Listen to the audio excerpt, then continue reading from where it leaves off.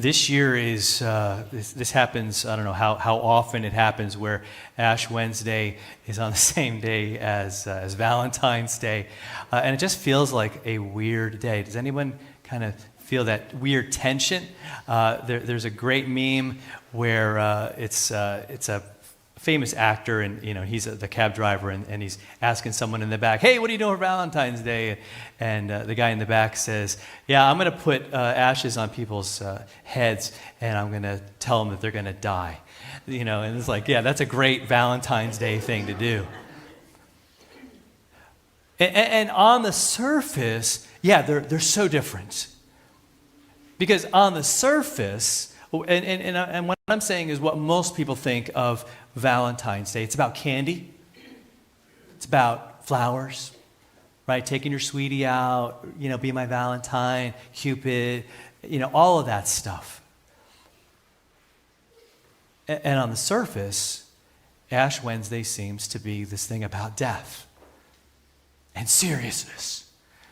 It seems like the opposite, doesn't it, of Valentine's Day? Now, I could tell you, and you may have heard this, that the original Valentine, Saint Valentine, was beheaded. Okay, so, I think that makes it even worse, maybe. I don't know, maybe it brings them together. But if you look at both of them in a deeper level, which is what I want to do tonight, I want us to look at what Valentine's Day should really be about: love. Now, I will say this, romance is important. If you're married, I will strongly encourage you to be romantic with your wife, especially guys, right? That's a little extra tip, a little extra sermon advice. Love the people around you, not just today, but every day, all the time. But love is not just flowers. It's not just some candy. Like if you think that does it, your wife will tell you it doesn't. Still buy them, but don't, please. But that's a small token of what's in your heart, because true love gives. True love gives when it doesn't feel like giving. Truly, when we love each other, and I have seen many couples in their 80s, in their 90s. And I words do not explain the love that I see, especially when one of them is quite ill, and you watch just that. They've been in it for the long haul, and they're going to be there to the very end, till death do them part. I'm like, that's love. Does that deserve flowers? Yeah. Does that deserve candy? Yeah, you bet. Even a whole day to celebrate it. But it should be every day. And so when we look at what Ash Wednesday and then what Lent are all about, when you dig beneath the surface of the ashes and maybe all the outward things that we do, the traditions that we have a love that is just amazing. That changes who we are. It changes how we see each other. It really changes how we see what love is and how we're going to express that. When I say I love you, it changes. When I experience what Jesus has done for me and who he is, and when I come face to face with this truth that I will not live right in my own strength, and that I am in this current state, I got an expiration date. I am dust, and to dust I will return. Death is coming for me. Physical death anyway. But because of Jesus, he destroyed that death so that doesn't win. The ashes are not the final say, right? That's not the end of the message, if you will. It's only half of it. Because the other half is that, yes, I am dust, and to dust I shall return, and I don't deserve any of this. But boy, how God loves me. So much so that he didn't just, if you notice that Jesus didn't just talk about love, the way I hear some people talk about Jesus, you think all he did was just talk about love. No, he loved us by suffering, by dying, by rising, by giving when it felt horrendous, when the pain was more than we can even imagine, when the shame and the guilt that he didn't, none of it was his, was all ours, was put on him. That's love. That's why we need to hear this. Because let me just tell you, there's a lot of people out there, and maybe even you're feeling this today. You hear the word Valentine's Day and you wince. You're like, oh, I read today, this morning, I did not know this existed, but evidently for single gals, there's Galentine's Day, right? Single ladies get together and they just, celebrate their singleness or whatever. But for some, it really hurts. Even someone who's in a marriage might be struggling to know that they are loved by that other person, struggling to maybe show love to that other person, maybe unable to because of some things that are going on. And that's why we need this today. I think it's the perfect day to have Ash Wednesday, don't you? To be reminded of what matters, to be reminded of the reality of your life. No matter who you are, no matter how you're feeling, because for many of us, it's not just this awesome thing. So many people, so many of us. And if we're not feeling that way today, give it a couple days.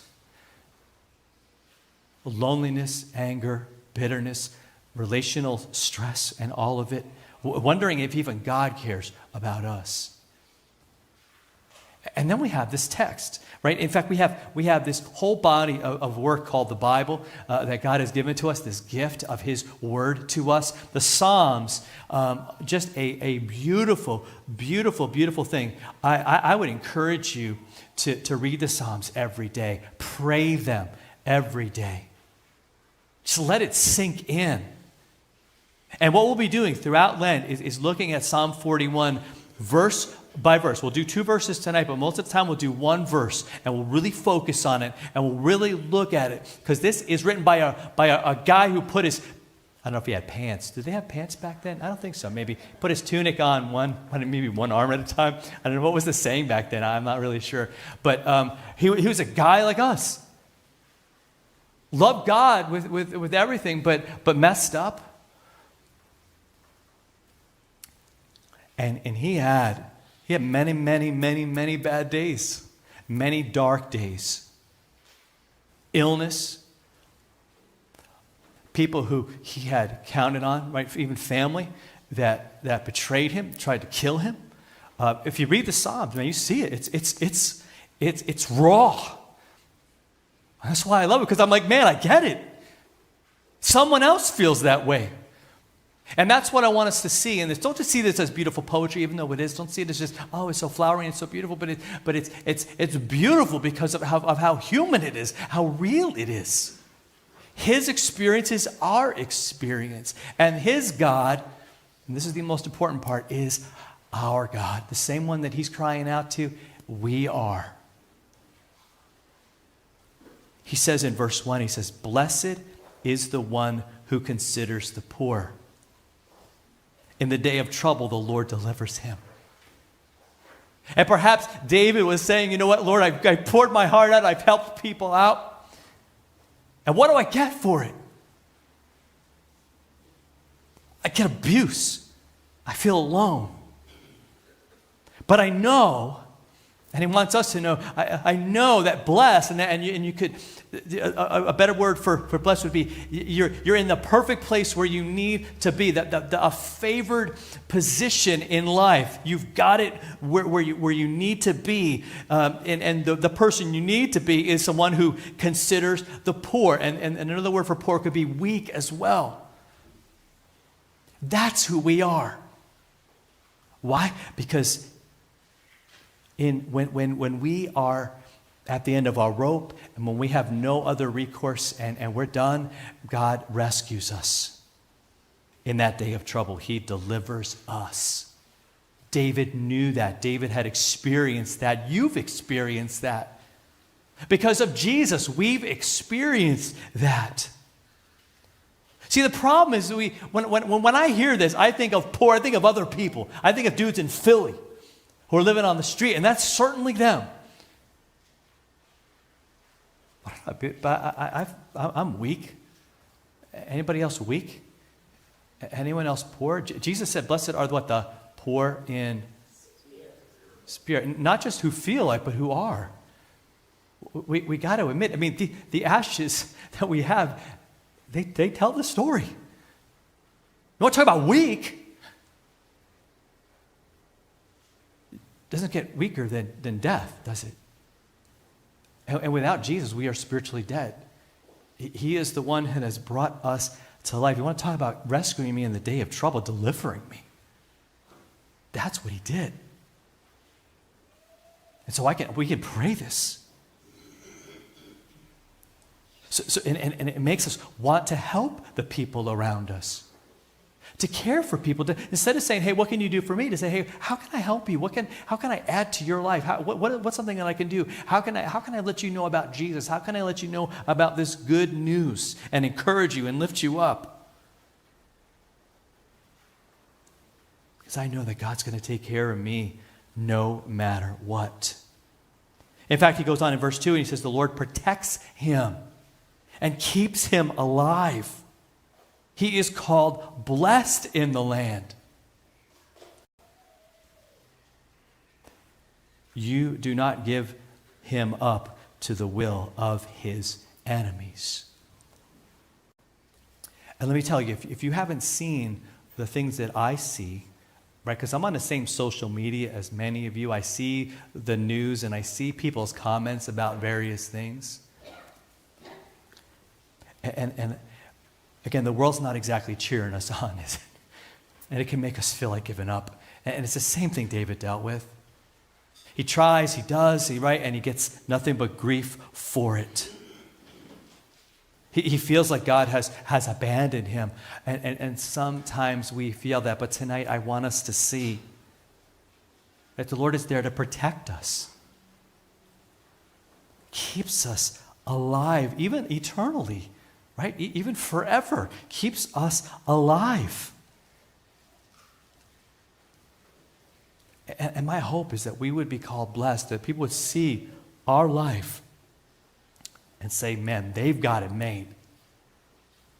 I want you to know that you've got it made. Wake up tomorrow and go, man, I got it made. I'm ready to get after it today because God is with me. All of this because Jesus, again, he's already done all these things, hasn't he? He goes to the Father, right, on our behalf. He lived that perfect life for us on our behalf, died that perfect death on our behalf and for us. So these words are not just theoretical. It's not just one man's experience, but it's our experience of a loving and caring God who is gracious to us. Shows us a love that we do not deserve. Again, the ashes spell that out. Throughout the day, as you know, put a lot of ashes on people's foreheads today. And every single time, I'm reminded of what I don't deserve. I deserve death. I deserve to be written off. I deserve nothing from God. I'm ashes. I'm dust. But because of him, because of his great love, because of his graciousness to me and to you, we get to be different people. People who care about the poor, people who stand up for the weak, whose story is that we have been rescued, we have been saved, we have been delivered, we are being protected, we are being held in God's hands no matter what happens, no matter where we go. We are not just open for all attacks. He has protection for us and he is with us. So what I want us to do, I want us to be praying about that every day and encouraging each other. Encourage your family members. Encourage the people sitting next to you. Remind them of these truths that we have today of this love that we've experienced because of Jesus. In his name, amen.